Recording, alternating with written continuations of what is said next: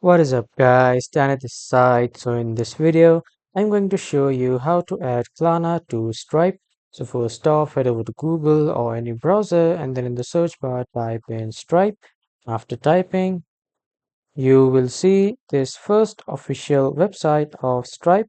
Just simply give it a click. After clicking, you will see this type of page of Stripe. So if you are new to Stripe, you will see this option of sign in.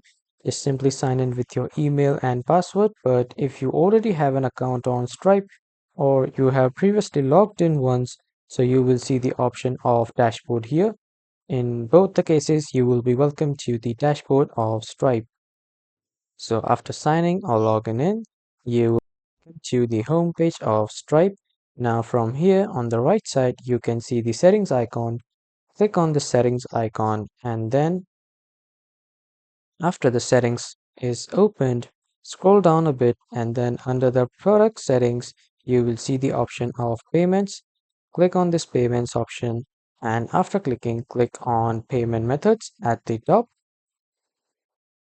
After that, you will see multiple payment methods. Scroll down until you find Klarna, and after finding Klarna, just check that your Klarna is active.